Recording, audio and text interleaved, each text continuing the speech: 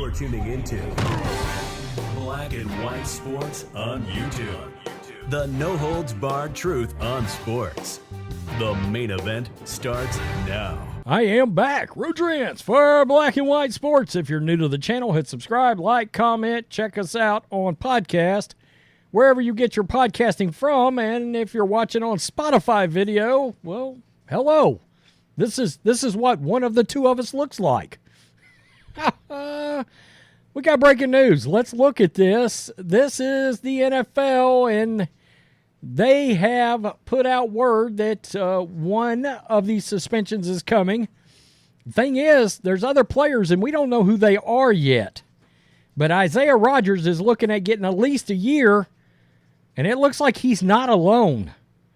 So it's going to be interesting to see who comes out next.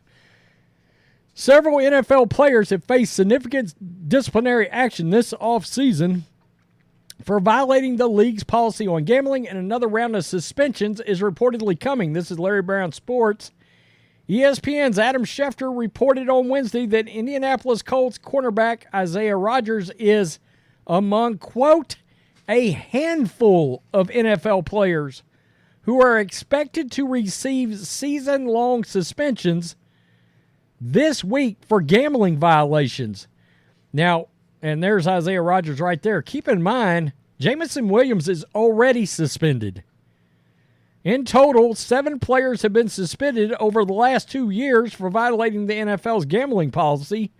The most significant was star wide receiver Calvin Ridley, who was suspended last year and reinstated this offseason.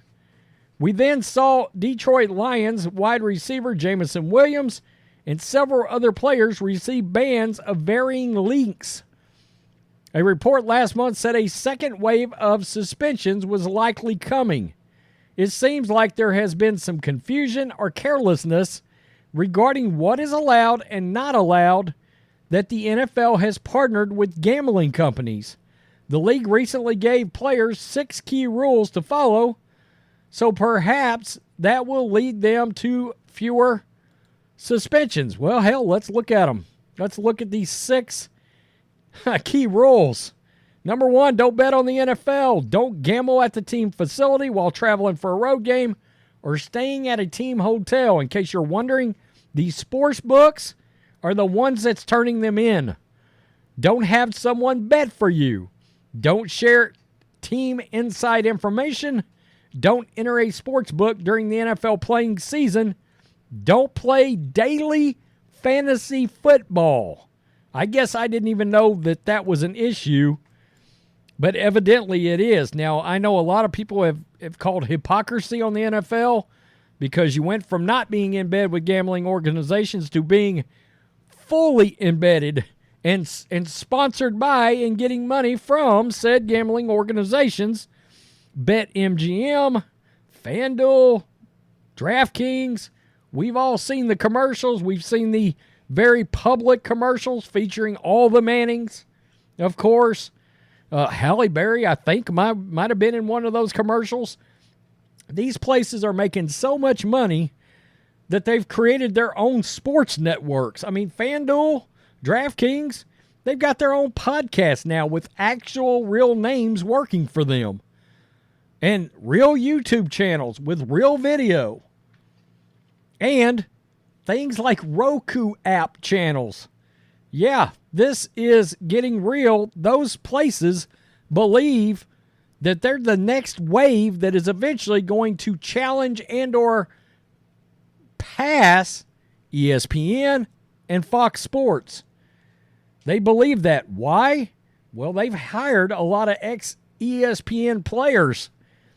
And by players, I'm talking about talent. People like Mike Golick and his son. You know, and that's just to name one. I believe Kenny Mayne also works for one. Neil Everett just became available. Who knows? Kay Adams, NFL Network, now has a show. A lot like the show she had on NFL Network. This is interesting.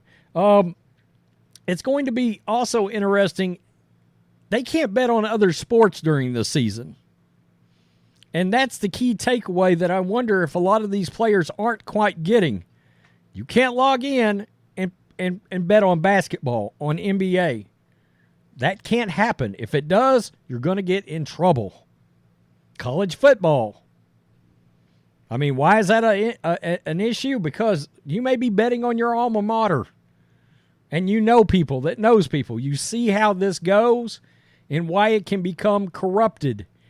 In a time, and I've talked about this before, something is eventually going to hurt the NFL brand. Right now, it looks like nothing the NFL does seems to hurt them. But one really egregiously bad gambling scandal. When there are a lot of fans already that are questioning outcomes, particularly when it comes to NFL referees, that's the kind of thing that can end up bringing your product down.